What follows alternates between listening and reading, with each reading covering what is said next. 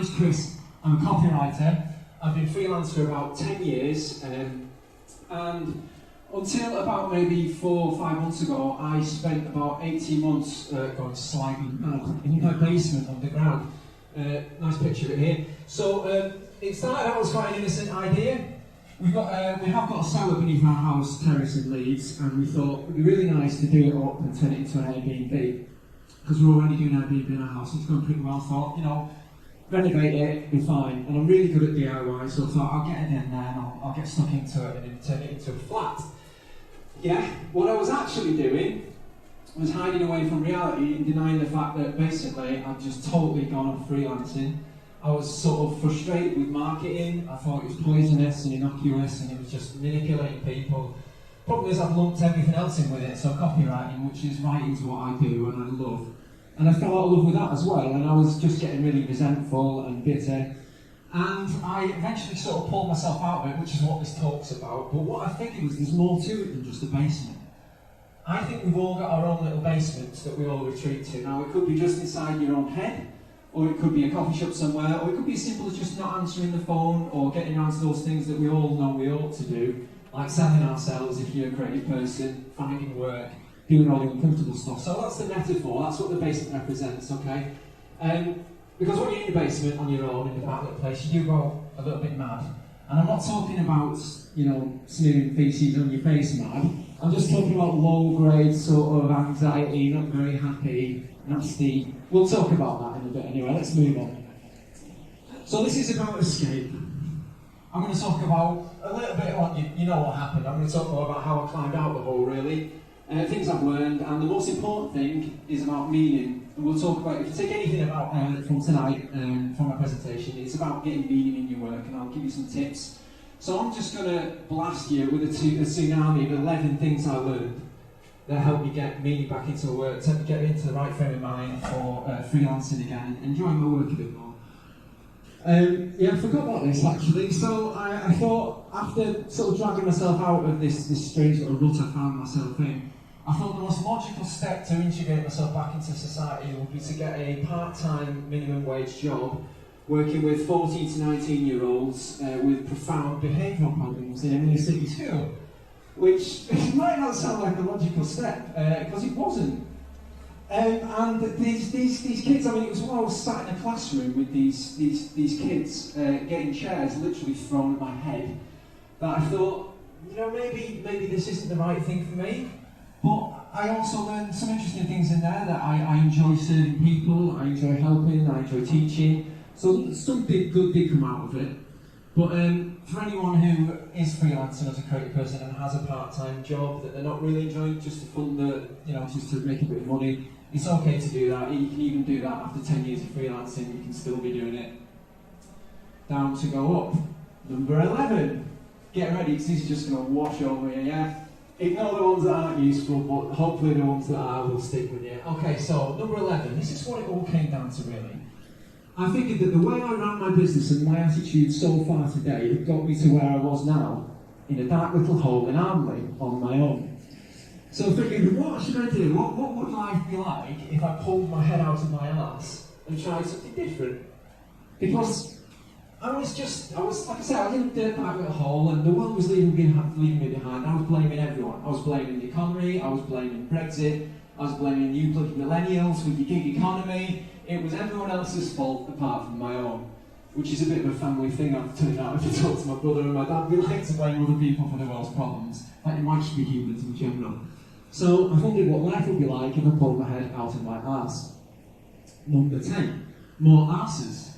I don't know if anyone bought my book called The Human Freelancer. Human Freelancer. You bought it, thank you. Wasting money is all wrong. It's not. There's lots of good stuff in that book, actually. I wrote it 6 years ago, so obviously times have changed a bit. But the whole thing about my ideology was this whole idea that you do just enough work, you make just enough to get by, and spend the rest of your time doing all the other things that you want to do in life. The problem with that is that doing just enough is basically the same as doing the bare minimum. And you put the bare minimum in, you get the bare minimum out.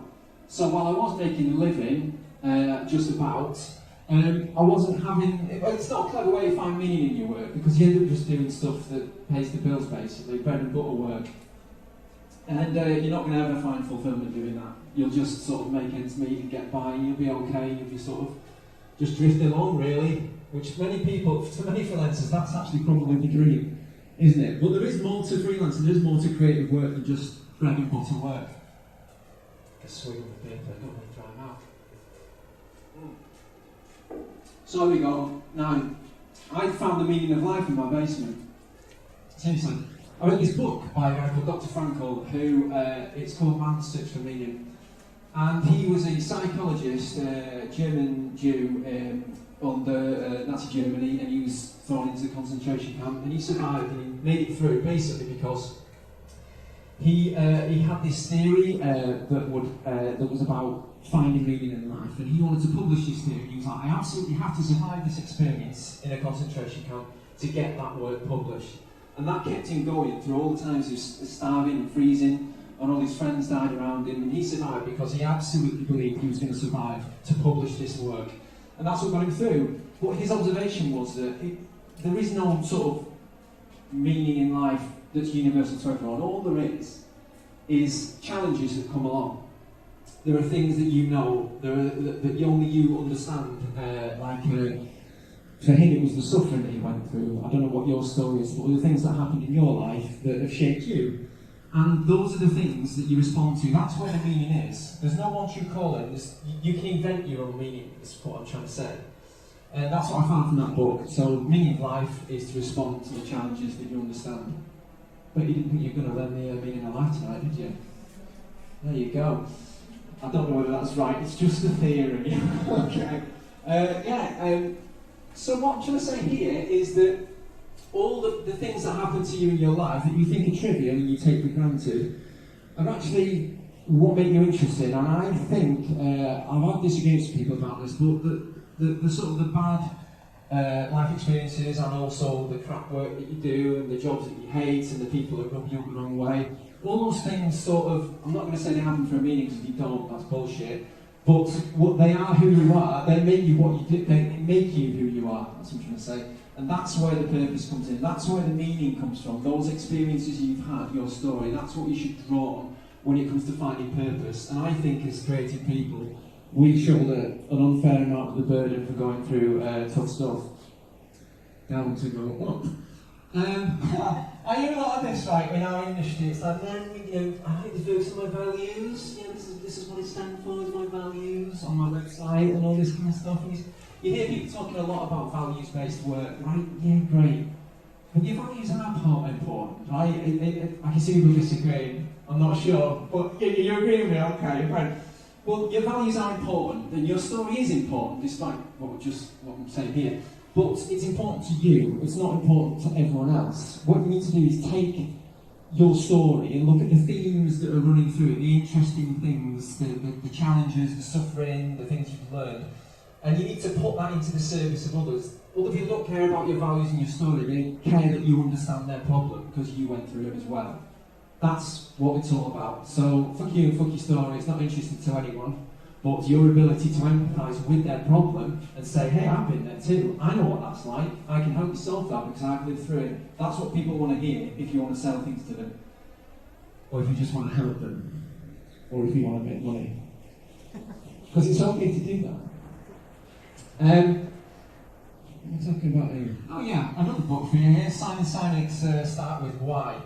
Your what's, so the things that you make and produce, and the hows, so the means by which you do it, the tools you use to produce things, they're just a means to an end. They change the what's and the hows. What doesn't change, mainly largely throughout your life, is your why.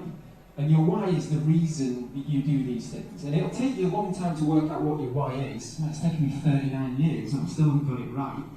But I have a theory about the reasons why I do the things that I do and what presses my buttons. If you can figure out the why, or at least have an inkling of what it is, you're well on the way to getting meaningful work and finding the kind of work that you want to do with the kind of clients you want to work for. Down to go up. Down to go up. Right, yeah, don't get it right. So you found your why, you think you know what your story is and your values. So, but just get the best bit idea of what that is. There's no such thing as getting this right, okay? Like I said, I'm 39, I've not got it right yet, but I've got an inkling of what it is. So choose the best fit. What should I say here? So I have an idea of what I offer people and what I do for them. And I'm not sure I've got it right, I'm not sure I'm marking it in the right way, but I'm getting it out there, right? I'm getting it as good as I can and I'm putting it in front of people to find out what people think of it. It's a lot easier to do that when it's out there and not here in my head, yeah? So that's what I'm trying to say, is it's better out there and imperfect than in here and perfect, which it never will be. You need to go through that process of getting it, of evolving and working towards getting what it is you do right. So by that I mean your art. For me it's copywriting, for you it might be graphic design. Whatever it is, get it out there. The joy is working towards it. It really is quite fun working out what you stand for and seeing whether that helps people. Back into the basement for a minute, everybody. I read about this thing called unintentional seasons. And it's this theory that people go through periods of change and rest, cyclical. So you go around, things change, you change your life, you change your hair, you change your job. Sometimes you just live with it, you go through it. What I found I was doing throughout my life is going through big changes all at once, then long periods of mediocrity, and then change everything again and do it again. I advise you to sort of do it bit by bit if you can, so change and grow as you can, sort of tweak things as you go along, because if you change things all at once and all too suddenly, it's just not great for your mental health. Also, don't resist change. So this is a lyric from a song of mine, favourite song of mine by Idols, and it's just saying that if you sort of, there's a lot of things changing in the world and it's making a lot of people angry. People don't like change. Me for one, sat in the basement seeing the economy change and seeing the nature of freelancing and the creative industry change, and I was getting a bit resisting it, which just basically came out as resentment. It wasn't helping. So change is inevitable. It's not a crime. One has to adapt to it. Yeah, wanky dog ties. This is the only swear word I didn't asterisk out. I'm not sure why, because it's probably worse than all the others, isn't it? I decided to give myself a wanky job title, so instead of calling myself a freelance copywriter, I now go around telling people I'm a copywriting coach and an insight engineer. Yeah, I know. Well, people seem to get it when I give them the pitch, because it seems to work. I used to get bitter about people who had these wanky job titles and they go on and they had a good pitch, and I was just really resentful about it. But do you know what? They do it because it works. You know, if you have a funny, wanky, sunny job title and you have a good, smooth pitch, you know, what do I do? What's my pitch? It's like something along the lines of like, I need to learn this, shouldn't I? It would be a really good idea to learn my pitch before I go off in front of a bunch of people. It's to help creative people sort of turn their stories and expertise into valuable insight so that they can find more meaningful work with their ideal clients. Boom. Could be slick, alright. Chibari reaction. But I made peace with the system. They said I found out that you can have a wacky job title and you can have things like pitches and you can run and take your business seriously without being a suited business wanker, which, as you can see, I'm not, because I'm wearing a scarf and a hat. Oh, the despair never ends. I'm thinking of getting this as a tattoo. Good one, wouldn't it? Some days when I'm walking into, I co-work at Castleton Mills in Armley, some days when I'm walking in the blanketed grey sky under the drizzle in the shadow of Armley Prison, and I'm, dodging the dog turds on the pathway, and I'm thinking, oh, this is wrong, this is pointless, what am I doing? I've just made the wrong decision here. I'm not an insight engineer, I'm just a bloke, And some days it does feel wrong, it does feel pointless, but as long as the good days outnumber the bad, and they will eventually, then, that tells me that I'm heading in roughly the right direction. I still get it this afternoon, you know what I mean? I was all G'd up to go for this presentation, and I started looking online at what other people doing, and I was like, oh God, they're so much better than me. And we still do it, I still do it. Like I said, I've been doing this for 10 years, it's inevitable. But you find ways of coping with it. Just don't go into a basement to cope with it, it never ends well. Final one, yeah.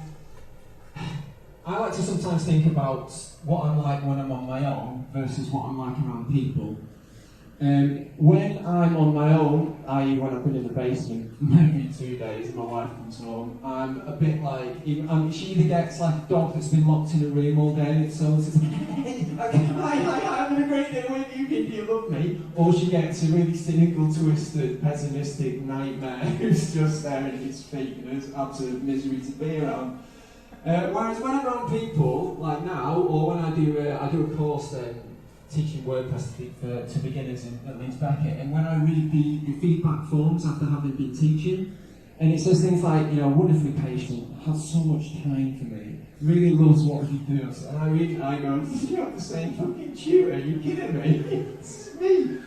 So, but the lesson here is, when you're around people, you're probably a better version of yourself, so don't retreat into your basement, because being with the people you serve, you'll be a better version of yourself. I don't think I've made that theme clear enough in this presentation. It's all about serving people.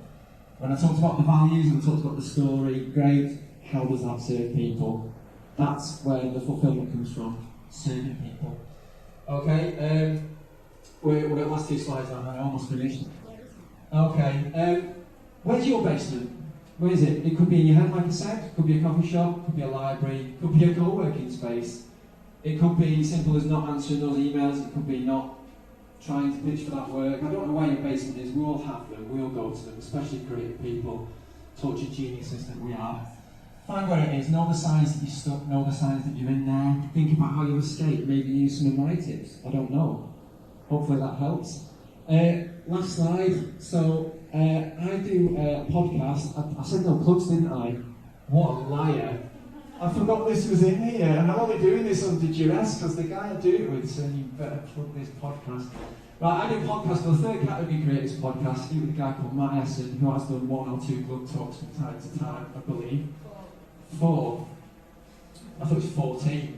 But anyway, yeah, we do a podcast. We talk all about this. We talk about what it's like being freelance, what it's like being creative, how to get more meaning in your life. We've done about 5 episodes now, so this is serious stuff, and it's quite fun as well, because he's got his systems and processes, and he's got a really good way to do that, and also, as you can tell, I don't take things too seriously. I take the piss of it, so it is quite fun. Subscribe to that, episodes are appearing. If not, and I don't know what an Anchor FM link is, but if you follow me on Twitter, I'll post it up there. So hopefully you found that useful. I've been Kenworthy, and thanks for your attention. Bye bye.